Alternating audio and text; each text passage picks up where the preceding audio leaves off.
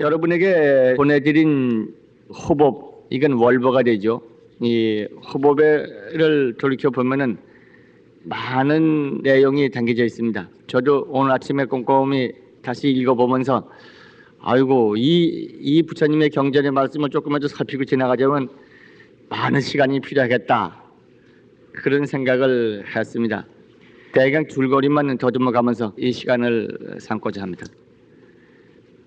제일 먼저 나오는 대목, 일이죠.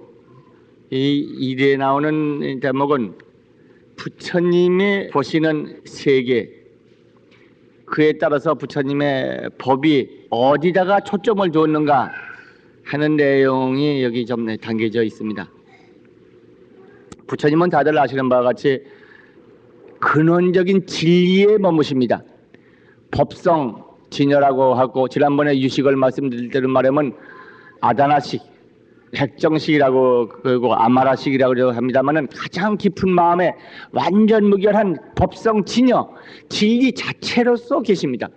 진리 자체로 머무시기 때문에 일체를 다 투시해 보시고 당신의 경우뿐만 아니라 모든 중생들의 인과라든가 그 행하고 그 결과를 받고 하는 그 모두를 전부를 아시고 그들의 능력을 전부 아십니다.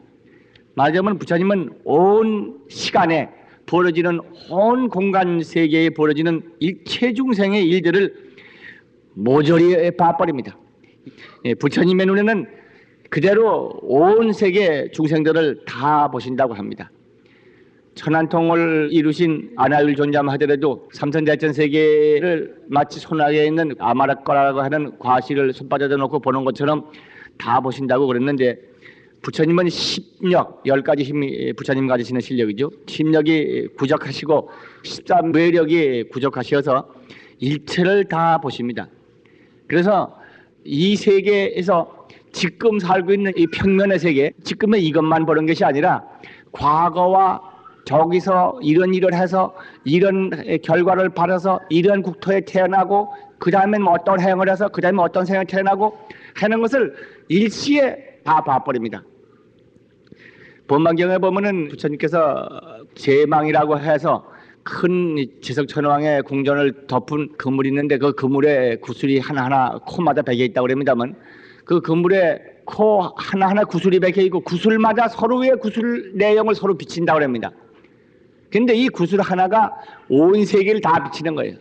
그러니까 구슬과 구슬끼리 서로 비춰서 서로 그 안에 있는 걸 다 영롱하게 비친다고 하는 대목이 있습니다만은, 그것을 부처님께서 보시면서 사바세계 중생들이 여기서 나고 여기서 이렇게 과보를 받고 이렇게 고통을 이렇게 즐거움을 이래고 살면서 생사윤회하고 있는 걸 이렇게 지켜보시면서 부처님의 계법법문을 설하시게 됐다는 것이 법만경에 나옵니다만은, 실제 부처님께서는 일체 중생 세계를 그렇게 사무치서 다 보시고 다 아십니다. 그렇기 때문에 인생을 이렇게 봐가지고 지금 호강스럽게 잘 산다, 아주 호기당당하게 잘 산다 그러지만은 그 원인을 다 보고 계시고, 원인뿐만 아니라 금생에 언제 어떻게 될 것이라든가 미래가 어떻게 될 것이라든가 다 알아버렸어요.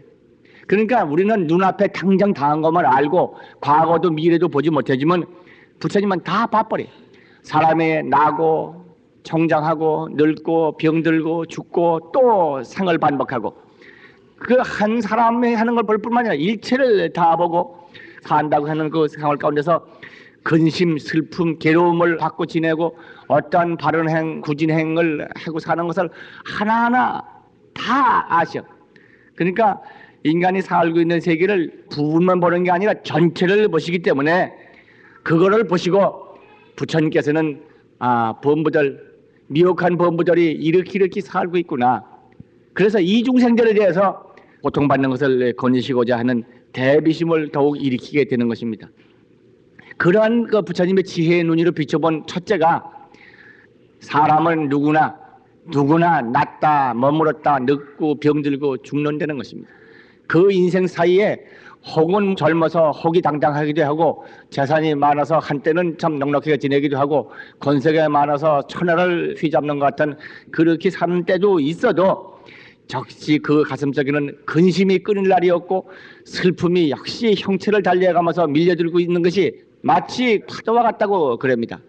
그래서 사람들은 좋다고 하는 것도 순간순간이고 가슴속에는 공허가 계속해 깃들고 고뇌가 계속해 차례들고 불안이 연달아 그 가슴을 지나고 말아서 인간의 삶은 그저 즐거운 듯이 보이지만은 이 범부들의 가슴, 범부들이 사는 생활은 마치 불 붙은 집과 같다. 집이 큰 대궐이 있는데 거기에 불이 붙었어. 그 불이 붙어서 한 군데서부터 타기 시작해. 그래서 마침내는 타버리고 말아. 그 훌륭하게 잘 지은 집이든지 초가집 같게 괜찮은 집이든지 모두가 불 앞에 타버리는 것처럼 인생은 즐거운 듯이 대단해 보이고 여러 가지 차별이 있어도 마침내 생로병사와 우비고뇌라고 하는 것이 물결처럼 물결쳐서 그런 범부대로 사는 세상은 화택이다. 그렇게 평가를 하신 것입니다. 그래서 법화경의 화택이유 같은 걸 보면은 그런 말씀이 나오죠. 어떤 장자가 어디 갔다 돌아보니까 그 장자가 집이 큰 대궐 같은 집인데 집이 불이 났어. 불이 났는데 워낙 집이 크니까 그 집안에서 노는 아들들, 그 장자의 자녀들은 그저 장년에 정신이 팔려가지고 불난 것도 몰라. 그래서 불은 맹렬히 타올라가지고 집안이 다 무너지게 들지게 됐는데도 자네들은 방에서 그저 마루에서 뛰어놀면서 그냥 재미있게 장난감 가지고 논단 말이야. 그래서 이제 나오라 나오라도 안 들으니까 그 아버지가 아들들을 달래가지고 어서 나와봐라. 이 밖에는 좋은 장난감이 있다. 양이 끓은 수레, 사슴이 끓은 수레, 혹은 소가 끓은 수레들이 있으니 와서 이거 가지고 놀아라. 그러니까 아버지 말을 듣고 결국 그 아들들이 뛰어나왔다. 그 수레가 부처님 법문이다. 혼자만 닦아서 건너갈 수 있는 법문은 양이 끄는 수레고 또 한 두 사람이 타고 지나갈 수 있는 조금 큰 수레, 그것은 사슴이 끄는 수레고 배구 흰소가 끄는 큰 수레는 사람들을 많이 싣고 가는 큰 수레, 그 큰 법이야. 대승법이죠. 부처님께서는 그런 다양한 법문을 만들어 놓으셔가지고 그 아들들, 사랑하는 아들들이 불타고 있는 집 속에 들어있는 것을 달래서 끌어내서 생명을 안전하게 구했을 뿐만 아니라 그 같은 놀이개를 주어가지고 마침내 대자리를 얻도록 가르쳐 주셨다. 그 장자는 바로 부처님께 비유하고 그 어린 자녀들은 부흥부들에게 비유한 것입니다만은 하여튼 그 부처님께서 그저 순간만 보면 아, 넌 잘 사는구나, 참 대단하구나. 그렇지만 부처님은 과거도 보고 현재도 보고 미래도 보시기 때문에 그래 얼마 갈 것이냐 하는 미래까지 봐버리기 때문에 모두 치근하게 불쌍하게 보는 것이. 그렇기 때문에 이 사람들에게 줄 것이 무엇인가? 거기서 부처님은 생각을 하시고 이 사람에게 뭐가 급한가? 그것을 생각을 하셔서 부처님에게서는 이 사람이 참으로 필요한 것, 이 사람들에게 급한 것을 가르쳐 주시고 베풀어 주시는 겁니다. 여기 이제 첫째 번에 나오는 대법원 1, 이게 전유경의 말씀인데 아마 언젠가 제가 한번 말씀을 드린 것 같습니다.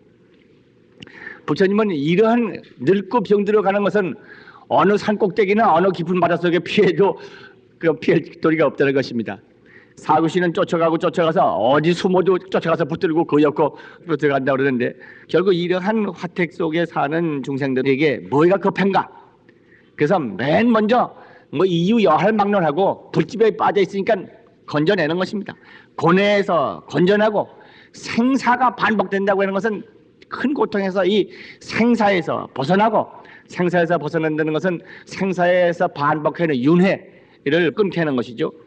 고통에서 벗어나고 생사에서 벗어나고 윤회를 끊고 이것을 부처님은 제일 먼저 급하게 생각했던 것입니다. 잠시 떡을 주고 잠시 약을 주고 하는 거 물론 중요합니다. 중요하지만은 제일 중요한 것은 어떻게 하면 이 고뇌를 벗어나고 이 생사에서 벗어나고 윤회에서 끊느냐, 그거 제일이고 그 법문을 알아듣게 하기 위해서 여러 가지 방편을 쓰다 보니까 가지가지가 다 나오는 것입니다. 근본이는 구고요. 고로를 없애고 생사에서 벗어나게 하고 그게 부처님의 가르침이요. 그거 이외에 무슨 이론, 철학, 본래 부처님이 그 좋아하시는 건 아닙니다. 경의 대목을 제가 요약해서 적으면서 그대로를 다 실리지 않고 조금씩 압축을 했습니다만은 부처님께서 필요하신 건 다 말씀하셨다는 겁니다. 그러니까 말씀하시지 않은 부분은 필요 없는 것이라는 거예요. 여기 나오는 그 스님의 이름을 잊어버렸습니다만은 바라본 출신의 수학을 하던 스님인데 그분이 부처님 앞에 출가해가지고 부처님께 온갖 것을 묻습니다. 이 우주는 어떻게 되어 있는가, 시작이 있는가, 끝이 있는가, 영원한 것인가, 뭐하고 온갖 것을 물어가면서 이거에 대해서 부처님은 대답을 안 하시고 잘 회피를 하시는데, 이 대답을 안 해주시면 제가 부처님 법을 더 배우지 않겠습니다. 이렇게 이제 맞으면 따지고 나옵니다. 그러니까 부처님의 그에 대해서 대답이 여기 활 맞은 사람의 얘기를 비유를 끊으십니다. 필요 없는 이론은 불교에서 희론이라고 합니다. 희자는 그 유희라고 노는 것이죠. 장난삼아서 이론을 즐기는 이론이지 직접으로 고를 빼고 생사를 해결해주는 이런 것하고 상관없는 쓸데없는 이론을 부처님은 좋아하시지 않습니다. 아예 안 하십니다. 그래서 내가 말한 것을 말한 대로 듣고 알아듣고 말하지 않은 것은 말하지 않은 거로 그렇게 알아들어라. 부처님은 그러시는 겁니다. 그러니까 필요한 건 네가 꼭 필요한 건 말을 했다는 거예요. 말하지 않는 것은 네가 필요 없는 것을 말하지 않았다. 사실 우리들은 이론을 좋아하고 철학적인 것을 좋아하고 지적인 납득이 없이는 조금도 움직이지 못하는 체질을 가지고 있어서 이론을 추구하고 온갖 철학적인 탐구를 하긴 합니다만은 필경에는 이론 가지고 먹고 사는 것이 아니다.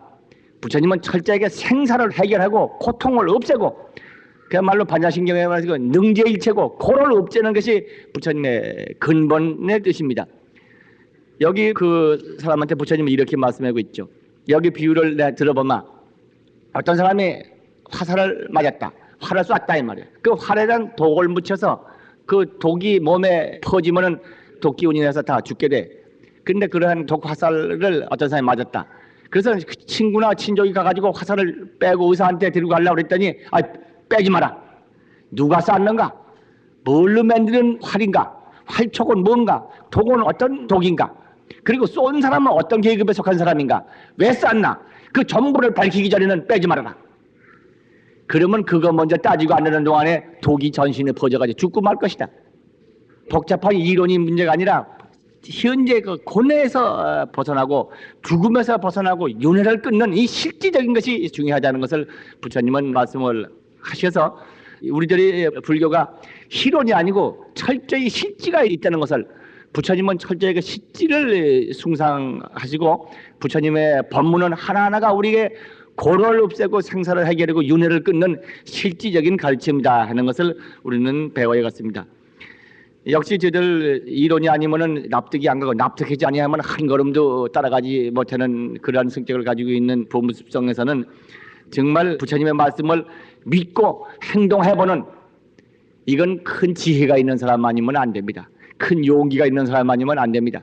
예를 들어서 지난번에 제가 한번 말씀드렸던 나반존자라는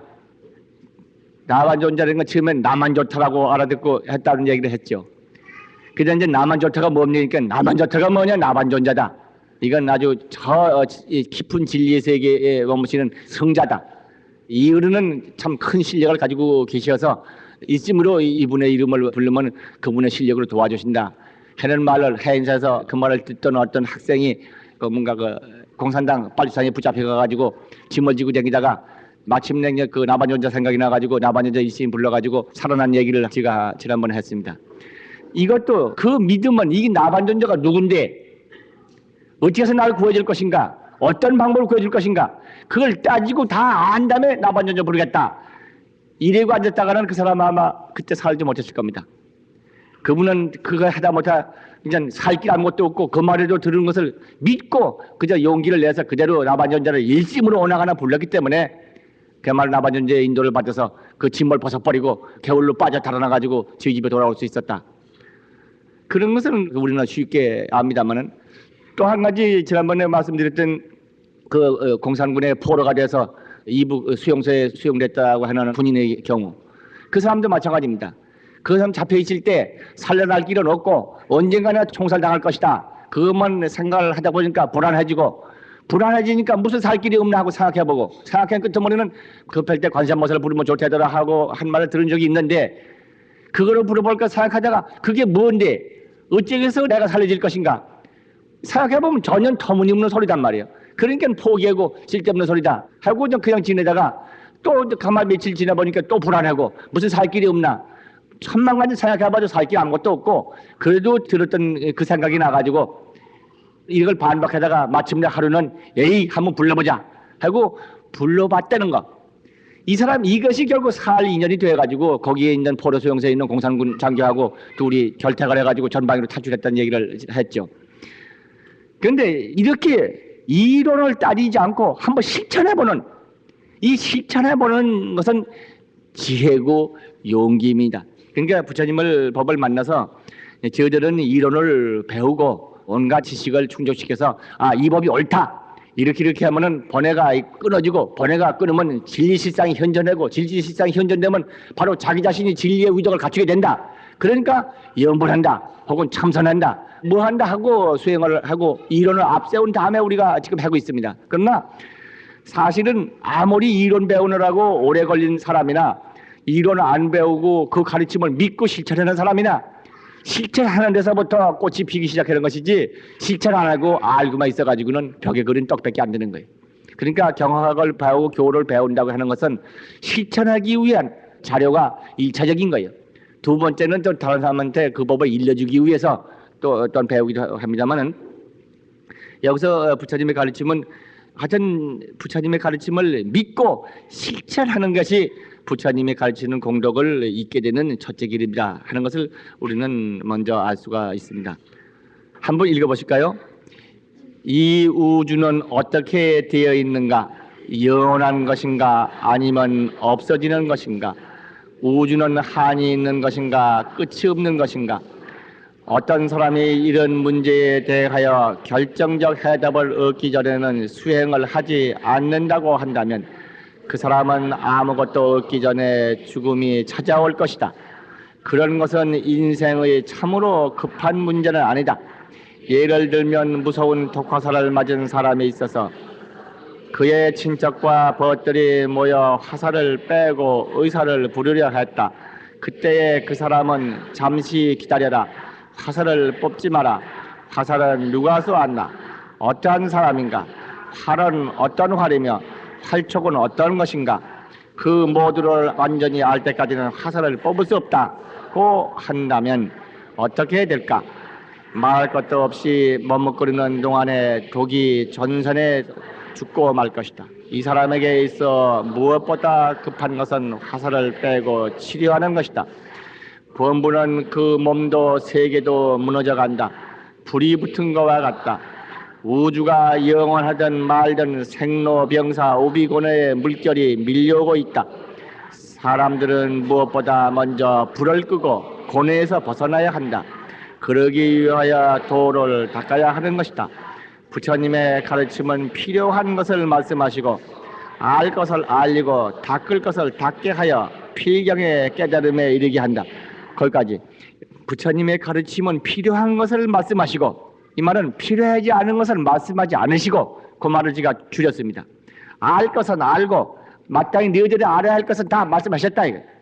몰라도 괜찮은 건 필요 없이 이론이나 충족시켜주는 그런 거는 말씀 안 한다는 것입니다. 이제 이 점만 안다 그러면 우리들은 부처님의 가르침을 잘 배워서 꼭 실천해서 바로 부처님이 주시는 한없는 은덕을 우리 몸 가운데서 체득해 가야 하겠다 하는 것을 우리가 배우게 됩니다. 그 두 번째는 도를 닦아야 한다고 그랬습니다. 그렇기 때문에 우리가 알든 말든 이 지식이 있든지 없든지 생로병사는 지금 닥쳐오고 있는데 무슨 딴소리냐? 먼저 바르게 도를 닦아야 한다. 그럼 도를 닦는다고 그러는 것이 제일 중요한 게 무엇이냐? 그 얘기를 조금 한번 생각하고 지나가야겠어요. 첫째는 정견입니다. 바르게 보는 것입니다. 이것은 우리 불강에서 항상 하는 게 이거죠. 바르게 본다. 그건 뭔가 하면 우리가 살고 있는 이 세계가 완전 무결한 세계가 아니고 내가 알고 있는 이 지식이라는 게 완전한 것이 못 되고 이건 미혹의 비진리를 붙잡고 있는 것이고 또 고통의 세계이다. 그러니까 미와 고통의 세계라고 하는 범부 세계를 알아야 할 것이고 또 깨달음과 해탈의 세계가 진리의 세계가 있다. 그러니까 우리는 지금 알고 있는 범부들에게는 미혹의 상태에서 고통의 세계, 죽음의 세계 속에서 살고 있지만은 진리를 깨달으면은 해탈의 세계가 있다. 그래서 이 해탈의 세계야말로 우리 본래의 것이고 깨달음의 세계야말로 참내 생명의 세계다 하고 이렇게 아는 것, 이것은 이해입니다. 그래서 아주 투철하게 이렇게 알아야 행위로 나갈 수가 있습니다. 여간 사람이 그저 관세음보살을 불러라 할 때 예 그렇게 하겠습니다. 이렇게 금방 알아듣기는 어렵고 관세음보살은 어떠신 승인이시고 그런 승인의 우실력을 입점을 어떻게 해라 하고 이제 말씀을 들은 다음에 그러면 그대로 행하겠습니다 하고 나오는 것입니다. 그래서 먼저 올바르게 부처님의 법에 대한 이해를 하고 올바르게 확실하게 아는 것이죠. 그 다음에 정사, 올바로 사유, 올바로 생각을 해야 한다. 이건 둘째 정견정사는 팔정덕 가운데 나오는 두 가지 덕목입니다. 그건 뭔가 하면은 생각 가운데서 미혹한 생각을 꺼내버리고 항상 자기의 참된 진리 세계를 생각하는 것, 나쁜 짓 할 거, 어두운 거, 고통스러운 세계, 미래가 불안한 세상, 뭐 이러한 생각들은 마음에 두지 말고 올바른 이렇게 봤으면 올바른 생각을 하라. 내 생명 가운데 있는 진실을 생각하고 그 진실 속에 빛나는 부처님 공덕을 생각하고 부처님 공덕의 전개를 통해서 열려질 자기의 밝은 미래를 생각하고 이런 식으로 그 마음 가운데 항상 깨달음의 경계, 진리 경계를 끊임없이 생각하고 보아간다. 이렇게 수행의 두 번째로 생각할 수 있죠. 이거는 우리 불광 형님들이 잘들 하고 있는 것입니다. 이건 제가 제일 이 두 가지를 먼저로 삼고 이것이 없이는 불법을 믿거나 기도를 하고 염불을 한다 하더라도 그게 성취가 되지 않아요. 바로 올바르게 알고 올바르게 생각을 해서 그 생각 가운데서 진리를 충만해서 해야죠. 세 번째는 올바로 닦아가는 행을 하는 것입니다. 그건 올바로 닦아간다고 해서 발정자하고 닦아 숫자를 쓸 수가 있겠죠. 세 가지를 우선 말할 수 있는데 그 첫째는 계행을 갖는다. 이건 뭔가 하면 자기의 몸가짐을 바르게 하는 거. 그래가지고 그 마음속에 청정과 자비심을 가지고 몸가짐을 바르게 하는 거. 이건 계죠. 그러니까 그 마음가짐이나 몸가짐이 흐트러져 있고 함부로 해가면서 올바로 닦는다 그럴 수가 없기 때문에 우리 불법 믿는 사람들은 모두가 5계를 받고 혹은 3기계를 받고 그랬죠. 두 번째는 올바른 정정, 바를 정자고 정할 정자. 흔들리지 않는 깊은 진리 가운데 자기 마음을 딱 안정시키는 겁니다. 그냥 근심 걱정 귀에 들리고 눈에 보이고 하는 일에 끄달려가지고 와그락으로 다니는 게 아니라 일심으로 염송을 하고 바람이 관할하고 이렇게 일심독경하고 이렇게 함으로써 흔들리는 마음이 안정된 깊은 속에 머물 수 있도록 바른 정이죠. 바른 진리 속에 자기를 확정시키는 선정의 법을 닦는다. 선정을 닦는 것은 참선법도 있고 관법도 있지만은 우리 불광의 경우로 말하면 바람일 염송을 하는 거, 바람일관을 하는 거, 이것이 가장 바른 정을 닦아가는 길 가운데 중요한 그 수행 행법입니다.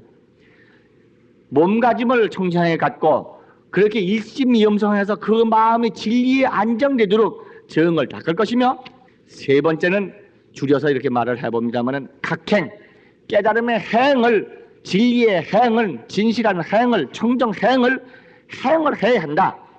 그러니까 이 적극적인 행의 전개가 없이는 올바른 수행이라고 할 수가 없습니다. 그러니까 이 행이라는 것은 우리 불광에서 많이들 행하는 것입니다. 이웃을 돕는 행을 한다, 보살도로 한다, 이 세상에 불법이 영원히 머물도록 모든 중생이 불법의 인연을 맺을 수 있도록 전법을 하고 호법을 실천한다. 이 모두가 각행이야, 깨달은 행이야. 말하자면 미혹한 행을 하는 게 아니라 내 생명 깊은 속에 진리를 깨닫고 진리에 상응하는 진리의 행을 하는 거예요. 어두운 행, 미혹한 행을 하는 게 아니라 밝은 행, 깨달음의 행을 하는 것이 이게 각행이에요. 그러니까 수행의 가장 요긴한 것을 이렇게 정리해서 말하면은 첫째는 바르게 알 것이요, 그 다음에는 바른 생각을 할 것이요, 진리를 항상 생각하는 것이죠. 그래서 밝고 기쁘고 평화스러운 것을 생각하는 것처럼, 세 번째는 그 행을 닦아가는 것인데 행은 대개 세 가지로 말해본다. 하나는 몸가짐, 두 번째는 일심으로 바람일 염성을 하고 혹은 염불을 해서 그 마음이 흔들리지 않는 깊은 진리 가운데 안정될 것, 세 번째는 깨달음의 행, 깨달은 행, 철저한 전법행이라든가 중생을 구조하는 보살도라든가 혹은 호법행을 실천하는 것, 이것이 바로 도를 닦는다. 이 닦는 실천입니다. 이런 닦음의 실천이 없이 지식만 많이 알고 있고 자기가 몸으로 행하지 않는다 그러면 아는 것도 아닙니다. 아무리 제가 가끔 그런 걸 봅니다만은 많이 경을 봐서 법문을 많이 들어서 알면서도 전혀 일과 수행을 하지 않아. 일가 수행도 안 하고 법회도 나오지도 않고 자비하는 행도 하지 않고 보시도 전혀 다른 사람의 하기만 고운하지 자기 자신 하지도 않고 이렇게 알고만 있고 실천하지 않으면은 밥은 갖다 놓고 밥이 있는 것도 알면서 떠먹지 않는 것과 마찬가지이기 때문에 시장을 면할 수가 없는 것입니다. 불법을 아무것도 하더라도 실천을 안 하면은 그래서 지식에 끝난 것이지 아는 것도 아니에요. 알으면은 실천하게 되는 것이죠. 그러나 일단 실천 못했다가도 그렇게 알고만 있으면 그 다음에는 언젠가는 그걸 씁니다. 아까도 말씀드렸던 공산군에 잡혀갔던 국군 장교가 관세음보살을 일심으로 부르면은 급할 때 도움을 받는다 하는 말을 들어둔 것이 믿지 않았을 망정 급할 때 가서는 이제 다른 거 가지고 아무 용처가 없으니까 마침내 그렇게 알고 있는 거 이것저것 쓰다 보니까 그 법으로서 자기가 살 일이 나온 것처럼 전혀 모르고 있는 것보다 그래도 알고만 있으면 언젠가는 고통을 당해가지고 그 해탈의 길을 거기서 구합니다. 사실 이런 것은 뭐 누구 말 맞다나 관세음보살이나 아미타불이나 어떤 부처님 명호든지 기억을 해두기만 하면은 급하면 다 부른답니다. 염라국에 가면은 뭐 누구든지 다른 것은 소용없으니까 염불 한 말도 알아듣는 사람은 그것만 가지고 대체 왜 한다고 그런 말이 있습니다. 그런데 실제 이 세상에도 그랬습니다. 이 세상에서 이것저것 용처가 없는 그거 가지고 되지 않을 때 그때는 부처님을 알면 찾게 되기 때문에 평소부터 부처님을 알고 있어서 실천 설사 못했다 하더라도 그런 만큼 도움은 되는 길이 있는 것이죠. 대강 여기서 일에 대한 대목은 끝난 걸로 봐야겠습니다. 부처님의 가르침은 이와 같이 가장 현실적인 고에서 해탈, 생사에서 해탈, 윤회에서 해탈, 다시는 생사가 없는 길로 해전하는 것이 근본이고 이론이 아니다. 그렇기 때문에 우리는 이 가르침을 바르게 알아서 도를 닦는 수행을 하는 것을 하자. 구체적으로는 우리는 보살도를 실천하고 각행을 하고 그리고 일가를 잘 지켜가야 한다. 일가를 지키지 아니하고 수행에 실지가 없는 사람들은 그것은 지식밖에 안 되는 것이다. 언젠가 써먹으려고 해도 평소에 닦아놔서 힘을 길러야 써먹지 힘 길르지 않으면 그때는 늦는 것입니다. 목마르기 전에 샘을 파놔야죠. 두 번째 대목은 진리를 구해가는 사람이 올바른 진리는 구하지 않고 가짜를 붙잡고 앉아가지고 진리라고 그렇게 잘못하는 경우가 있다. 그래서는 안 된다 하는 내용입니다. 산의 나무의 그 심, 나무 속, 그 알맹이 핵심 그것을 구하려고 산에 들어간 사람이 가짜를 얻어듣고 나무 껍질이나 나무 가지나 그런 걸 잡아가지고 나무 알맹이를 얻은 것처럼 생각하는 것은 그것은 잘못이다. 그래서 여기서 부처님 법문을 배우는 사람들도 가장 핵심이 되는 진리를 배워야 한다. 근데 그 핵심이 되는 진리가 필경의 생사를 해탈시켜주는 법문인 까닭에 그 법문을 바르게 배워서 알았을 때 자기는 해탈의 기원을 갖게 된다. 그 핵심적인 것은 무엇이냐? 세 가지다. 정과 해와 해탈 그런 말씀이 여기 나옵니다. 진리의 길을 구하는 사람은 칭찬이나 명예가 목적이 아니다. 남이 좋게 보든지 나쁘게 보든지 남을 의식해서 불법을 믿는 것이 아니다. 자그마한 안정이나 작은 지혜 조그마치 세상에서 써먹을 수 있는 거 그거 하나 얻으려고 불법 믿는 것도 아니다. 물론 급하니까 조그마한 일 가지고도 우리가 부처님께 믿는 계기를 삼긴 삼지만은 필경에는 견고한 마음의 안정과 마음의 안정이라고 하는 것은 대진리를 자기가 일치가 된 삼매 성취를 말하는 것이죠. 염불을 해서 바라밀 염성을 열심히 해서 깊은 진리 속에 안정감을 얻은 그런 삼매를 얻고 두 번째 밝은 지혜를 이루며 세 번째 해탈 이 세 가지가 필경의 목표다. 우리들은 이 대문을 볼 때 어쩌면 특별한 수행하는 출가하신 신들만을 위해서 말씀한 것 같이 보여도 내용을 좀 살펴보면 그렇지가 않습니다. 한다고 하고 불도를 믿는다고 하는 것은 근본적으로 진리와 더불어 자기가 하나 되는 정이 있어야 합니다. 이 진리와 더불어 하나가 되는 정이라는 것은 아까도 말씀드린 것과 같이 바라밀 염성이나 일심 염성을 해서 하되 염불하고 염성하여도 소리에 따라가거나 눈에 보이는 걸 따라가거나 생각 가운데서 뭘 그리고 그걸 따라가거나 그러면은 안 됩니다. 일심으로 염불하는 그것만 잡아가야지 염불하는 소리나 염불 딴 거에 따라가면 흔들려 버려요. 그래서 염불하는 그 주인 염불하는 자체는 본래 항상 거기 있는 것이고 형상이 없는 것이기 때문에 일심본무상이라고 그러죠. 한 마음이라는 는 것은 본래 형상이 없는 것이기 때문에 만약 형상을 잡아서 따라가거나 그러면은 정을 얻지 못합니다. 얻지 못하고 삿된 사정을 이루게 됩니다. 그러니까 염불을 하거나 염송을 하는 사람들이 오직 일심으로 할 뿐 일체 소리나 경계나 형색이나 이런 걸 따라가면 안 된다. 만약 눈에 보이고 귀에 무슨 소리가 들을 때 하더라도 그걸 따라가지 말고 오직 일심으로 염불을 할 줄만 아는 것이 잘하는 것입니다. 그런 사람은 깊은 데 들어가서 대산매를 얻을 수 있지만은 그렇지 못하고 소리에 따라가고 눈에 보이는 데 따라가면은 그거는 사도를 이루게 됩니다. 이런 사람은 많습니다. 불교에서는 뭐 이런 걸 경계하고 가르쳐주는 법문이 있지만 다른 종교에는 그런 것이 없기 때문에 어째다가 저들끼리 명상법을 닦거나 어떻게 해가지고 무슨 경계가 이상스러운 다른 경계를 보면 그것이 희한한 벌에도 오른 것처럼 거기 매달려가지고 돌게 되는 것입니다.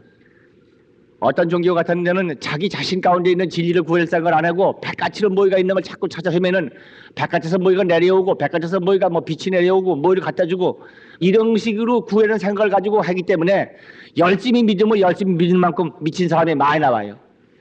얼마 전에 다들 보셨을 겁니다만 조선일보 청년 탁설 그 칼럼란에 보니까 서울대학교 정신과 교수죠. 이부영 교수가 쓴 칼럼이 있는데 거기 그런 말이 있어요. 그걸 보니까 어떤 종교 믿는 사람들이 자기 정신과 병원에 찾아오는 사람들이 90%는 된다. 한동안은 사회 체제 문제 가지고 하던 그 종교가 근래는 신앙을 가지고 어떻게 하는 모양인데 왜 그러냐? 그것은 긴 얘기가 필요합니다. 그러나 단적으로 한마디로 말해서 정신 건강은 주체적인 정신적인 주체적인 자기 확립하기 위해서 되는 것입니다. 근데 불법은 철저하게 주체적인 자기 확립이에요. 바로 자기 자신이 진리요 법성이요 부처님의 무한공도 지니고 있다고 하는 완전한 자기 성숙이 불교의 궁극적인 목표입니다. 그렇기 때문에 철저한 정신건강법은 불법에 있다고 그래요. 우리 불광에 매달 글을 쓰시는 정신과 의사이신 이동식 교수가 그분이 쓰신 책들을 보면 주체성과 도, 현대인간 노이로제라고 하는 글에도 그런 얘기가 여러 군데 나옵니다. 그래서 불교의 그 수행법이 정신건강의 최고다. 그것을 모르고 자기는 정신의학을 배우러 미국에 가고 했지만은 주체적인 자기를 상실해 버릴 때 공허한 가슴속에 불안이 오고 온갖 환상이 따라와 가지고 온갖 정신적인 질환 현상을 가져오는 것이죠. 어쨌든 이 여기 가르침에서는 근본적으로 안정된 정을 닦는다. 이 정을 닦는 방법은 일심이 염성하거나 염불하고 독경하고 이렇게 해서 자기 자신 가운데 있는 무한력, 자신 가운데 있는 진리의 위력을 항상 현존시키는 수행을 한다. 두 번째는 해를 말했습니다. 지혜. 이 지혜는 아다시피 깊은 마음에 들어감으로써 그 겉껍데기에 있어서 걸렸던 생각을 뚫고 깊은 마음에 들어서 얻어진 지혜를 말합니다. 이건 우리가 반야가 지혜 가운데서는 가장 최고의 지혜입니다. 일심이 염성을 해서 깊은 마음에 도달해버리면은 이제까지 허망한 것을 붙잡고 매달려 있던 것을 알게 돼요. 아, 그건 구름이었구나. 구름인지 모르고 그 속에서 이것이 다인 줄 알았는데 깊은 땅에 들어보니까 구름은 둥둥 떠가는 거고 없는 것이야. 허무한 거예요. 이래가지고 이 세간에서 걸리지 않는 지혜를 얻게 되는 것과 같습니다. 그래서 깊은 정에 들어가고 지혜를 얻어서 그 다음에 해탈은 자제를 얻는 거, 걸림이 없는 거, 법신 진리, 진리인 몸을 회복해서 진리인 공덕을 쓰는 것이 해탈입니다. 그러니까 이 수행은 여러 가지 있어서 우리는 당장 하루하루 몸이 건강해지고 평화해지고 사업이 원만해지고 나라가 잘 되고 여기다가 뭐 어떤 우리는 기도의 목표를 두어서 수행도 하고 그럽니다만은 필경 궁극적인 진리 인정은 역시 이런 진리 속에 자기 확립을 할 것. 그래서 자기 확립을 한 바에 의해서 지혜를 쓰고 그 진리로서 자기를 삼아서 생사에서 해탈하는 대자재를 이루는 것이 불교의 궁극적인 도인 것입니다. 우리들은 이것을 금생이 안 되면 내생으로, 내생이 안 되면 내내생에까지라도 이 법을 믿고 이 길을 가기 때문에 삐뚤어짐이 없지만은 이 길이 있는지도 모르고 또 닥지도 않고 그런 사람에게는 언제든지 윤회의 수레밖에서 벗어날 길이 없는 것입니다. 그 불법을 만나면은 윤회를 끊는다고 그래요. 윤회에서 벗어나서 진리의 길로 나아갈 수 있는 방법을 알고 행을 닦기 때문에 마침내 생사윤회에서 벗어나는 것이죠. 이 두 번째는 그것이 내용입니다. 세 번째 내용은 우리들이 삶 가운데서 이제까지 전부 윤회 생활을 해왔습니다. 누구든지 지금 금생이 있다고 하는 것은 전생이 있습니다. 전생하고 나하고의 관계는 바로 부모를 통해서 이 세상에 태어났습니다. 근데 부모를 통해서 태어났다 하더라도 부모를 선택한 그 자기는 바로 전생의 별개의 자기입니다. 부모와 자기와의, 저는 제가 쓰는 용어는 영적 동의성이라고 합니다만은, 영의 질적인 동질성이 서로 통로가 돼서 그 부모를 선택하게 되고 그 부모 인연으로 그 집안에 태어나요. 그때 부모와의 영적인 동질성 때문에 그 집안의 유전 같은 걸 상속하게 되고 그렇게 됩니다만은, 하여튼 전생이 금생이 있다고 하는 것은 전생이 있고, 바로 금생은 전생의 내생입니다. 또 동시에 금생은 내생의 전생이 돼요. 그러니까 이 지금이 있다고 하는 사실은 내생이 분명히 있고 전생이 분명히 있는 것입니다. 그런데 이런 가운데는 우리 마음이 근본이 돼가지고 이 마음 쓰기에 따라 가지고는 혹은 뭐 좀 제왕도 되고 부자도 되고 뭐 장군도 되고 학자도 되고, 혹은 그 반대로 좋지 않은 일을 하고 고통받는 짓도 하고 악도에도 떨어지고 천상도 태어나고 아귀도 되고 수많은 일을 해가면서 수많은 세계를 돌아가는 것은 바로 그 마음을 어떻게 쓰느냐에 따라 가지고 되는 것이다. 그렇기 때문에 이 마음을 쓰기에 따라 가지고 착하고 훌륭하고 지혜스러운 마음을 쓰면 그에 상응해서 지혜스럽고 밝은 마음이 이루어지기 때문에 밝은 마음에 따른 그 세계를 만나게 된다고 하는 것이죠. 그러니까 어둡고 시커먼 마음을 쓰면 어둡고 시커먼 것밖에 보이지가 않기 때문에 죽은 영혼은 그 중음신이라고 합니다만, 그거는 그 세계밖에 보이지 않기 때문에 쑥 들어가 버리는 거예요. 거기만 찾아가요. 가보면 그 집이 식구 돼버리는 거예요. 그 때문에 마음을 밝고 깨끗하게 그렇게 깊은 마음을 지혜스럽게 착하게 쓰면은 그거에 상응하는 세계를 만나게 되고 상응하는 집안에 태어나게 되는 거예요. 그렇기 때문에 훌륭한 자녀들을 갖기 쉽거든. 물론 그 집안에 훌륭한 중유가, 중음신이라고 그러고 중유라고 그럽니다만 가운데 중자 이시루자입니다. 훌륭한 영이 자기 집안에 태어나기 쉽거든. 자기 집안이 밝고 깨끗한 훌륭한 심성이 그 부모가 되어 있어야 해요. 그 부모가 마음이 탁하고 그 마음이 거칠고 그 마음이 어둡고 그러한 상태를 가지고 있으면 거기 유사한 것이 그 집에 찾아와요. 통로가 같기 때문에 그래요. 동의영성이라고 그러는 것이죠. 이쪽에서 가는 측도 자기가 자기 심성에 알맞는 것밖에 보이지 않고 또 그 받는 사람 측도 마찬가지예요. 그런 사람이 같이 모여서 한 집안 식구 이루는 거예요. 그래가지고 이제 크게는 한 가문이 되고 한 집단 사회, 한 나라, 한 백성도 됩니다만은, 하여튼 이런 것이어서 삼독심, 탐진치 삼독을 버리지 못하고 치사하게 삼독을 부리면은 그냥 뭐 사막도에 태어나는 거예요. 사막도라고 그러는 그 악도 고통 많은 세상에 태어나게 되는 것이고, 일반적으로 오계를 배워서 오계를 가지는 사람들은 바로 인간에 태어난다고 그러는 것입니다. 착한 마음 기준을 가지기 때문에 태어난다고 그러는 것입니다. 그러니까 오계를 받든 안 받든 그런 오계 정신을 지닌 사람들은 그래도 인간에 태어날 분이 있지만은, 오계가 뭐고 팽개쳐 버리고 사람이고 해야 할 짓도 뭐고 없고 그때그때 목적 달성을 위해서 온갖 짓 다 한다, 이렇게 돼버리면은 기준이 없는 사람이 됩니다. 좀 요새 묘하게 되어 있습니다. 도덕, 옛날에는 부도덕이라는 말이 있었습니다. 도덕적이 아니다, 부도덕. 요새 부도덕이라는 것보다는 오히려 무도덕, 도덕이 없다, 도덕의 기준조차 없는 묘한 것에서 사람이 정말 때로는 성인 군자가 될 수 있는 게 하면은 동물보다도 더 망측스러운 행을 떳떳하게 하고 있는 그런 세상도 또한 있는 걸 보면 참 사람을 바로잡는 길은 계법이라고 그러는 것입니다. 빈의주서 성독이라는 말이 있습니다. 빈의라고 하면 계율입니다. 계율, 사람이 지켜야 할 그 도덕행위죠. 이 계율이 이 세간에 머무르 있는 동안에 머문다고 하는 것은 성독이라 성스러운 도의 기초다. 그러니까 계율이 무너지고 도덕이 무너지고 윤리가 깨져버렸을 때 성스러운 세계가 될 수가 없어요. 아무리 잘 먹고 호강스럽게 편안하게 놀고 지는지 몰라도 인간 이하로 타락이. 그런 사람들이 탐욕만 부리고 향락만 누리고 기준도 없이 마구 놀아가지고 갈 곳은 그런 데로 가는 거예요. 그래도 괜찮은 대로. 동물 김성들은 그래도 괜찮지 아마.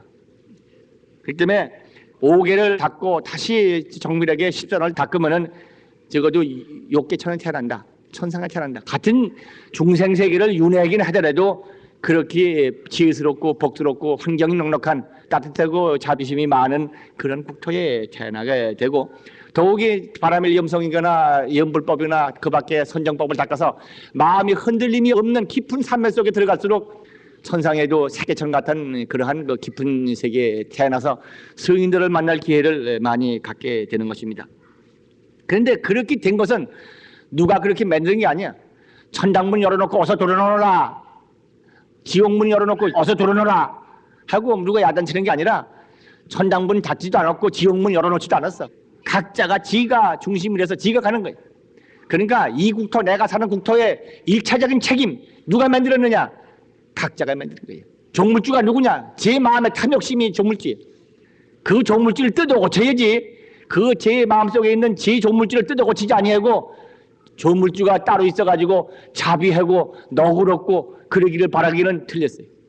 그 종물주는 어떻게 생긴 종물주인지 잔인하게 짝이 없는지도 모르겠어요.